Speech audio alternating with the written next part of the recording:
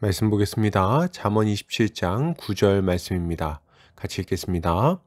기름과 향이 사람의 마음을 즐겁게 하나니 친구의 충성된 권고가 이와 같이 아름다우니라. 아멘. 잠언 27장 9절 말씀, 기름과 향같이 좋은 친구의 권고라는 제목으로 말씀 보도록 하겠습니다. 신자는 친구의 충성스러운 권고를 잘 듣고 자신을 살피는 자입니다. 왜요?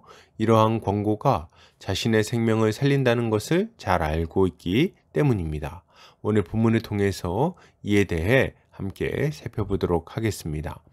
오늘 잠언 기자는 기름과 향이 사람의 마음을 즐겁게 하듯이 친구의 충성된 권고가 이와 같이 아름답다고 말합니다. 이것을 타번역본에서는 기름과 향수가 마음을 기쁘게 하듯 친구의 진심 어린 충고도 그러하다라고 번역하고 있습니다. 본문은 기름과 향을 친구의 충성된 권고와 비교하면서 그것의 아름다움과 귀함을 강조하고 있어요. 이것은 신자가 형제의 신실한 권고를 기쁘게 받아야 한다는 것을 교훈하는 동시에 하나님께서 신자에게 주시는 신실한 권고를 들을 때 그것을 감사함으로 받아야 한다는 것을 교훈하는 말씀이라고 할 수 있겠습니다. 본문은 기름과 향이 사람의 마음을 즐겁게 하나니 친구의 충성된 권고가 이와 같이 아름다우니라 라고 말하고 있습니다. 여기서 기름은 쉐멘이라는 단어인데 기름짐, 기름 등의 의미를 가지고 있어요. 그리고 향은 케토렛라는 단어인데 태우는 희생제물의 냄새 또는 향기, 이것을 의미합니다. 일반적으로는 제이용향을 의미하는 단어죠. 그리고 충성된 권고는 네페쉬 에차라는 표현을 사용하고 있는데 이 표현은 진심 어린 충고라는 의미를 가지고 있습니다. 그리고 아름답다는 메테크라는 단어를 사용하고 있는데 이 단어는 단맛, 감미로움, 유쾌함 등의 의미를 가지고 있습니다. 그러니까 정리해 보면 친구의 진심 어린 충고는 기름과 향이 사람의 마음을 즐겁게 하는 것처럼 달콤하고 유쾌하다는 말을 하고 있는 것입니다. 이때 우리가 주목해서 볼 표현은 친구의 충성된 권고를 기름과 향에 비교한다는 점입니다. 본문에 나오는 기름은 대체로 감람유를 가리키는데 정말 다양한 용도로 사용되었어요. 기름은 화장품 및 향수, 의약품과 등유로 사용되었고 요리할 때 사용되기도 했습니다. 무엇보다 의식용으로 사용되었는데 제사를 드릴 때나 왕을 세울 때 기름이 사용되었어요. 그러니까 사람들은 기름을 떠올리는 순간 그 유용함과 중요성을 생각하게 되는 거죠. 그리고 향은 제이용 향을 의미하는데 제사가 드려질 때 맡을 수 있는 향이라고 생각하시면 됩니다. 그러니까 그 향을 딱 맡는 순간 사람들은 자신의 죄가 사함받고 하나님께 연락되는 순간을 떠올리게 되는 거죠. 그러니 그 마음에 기쁨이 넘칠 수밖에 없는 것입니다. 그런데 본문은 친구의 충성된 권고를 이러한 기름과 향에 비교하고 있는 거예요. 이것은 친구의 충성된 권고가 이 사람에게 얼마나 유용하고 중요한 것인지를 강조하는 동시에 이 충고로 인해 이 사람이 죄의 길에서 돌이켜 하나님께로 나아가게 된다는 것을 알려주고 있는 것입니다. 그러니 친구의 충성된 권고는 얼마나 중요하고 아름답고 달콤한 것이라고 할 수 있겠냐는 거죠. 그런데 실제 이렇게 아름답고 달콤한 충고를 해줄 사람이 적을 뿐 아니라 이것을 기쁘게 받아들이는 사람도 별로 없다고 볼 수 있습니다. 왜 그럴까요? 친구의 충성된 권고가 아무리 진실하다고 해도 충고를 듣는 것은 그렇게 즐거운 일이 아니기 때문입니다. 대부분의 경우 잘 하고 있을 때는 별다른 충고를 안 하죠. 충고는 언제 합니까? 충고는 사람이 뭔가 실수하거나 잘못했을 때 그에 대해 경고하고 돌이키려고 하는 것이라고 할 수 있습니다. 지금 잘못했으니까 빨리 돌아와, 이런 말들이 대부분인 거죠.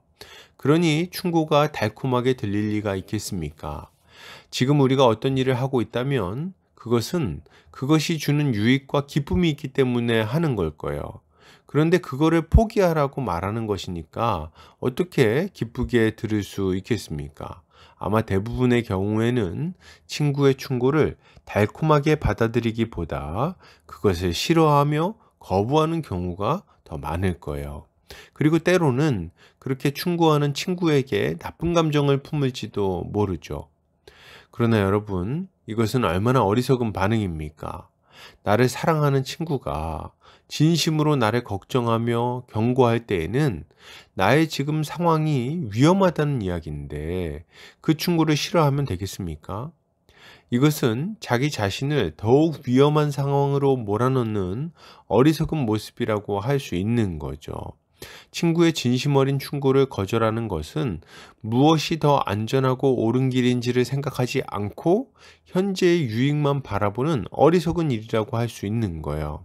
계속 위험한 길로 다니면서도 친구가 내미는 손을 뿌리치는 어리석은 모습이라고 할 수 있는 것입니다.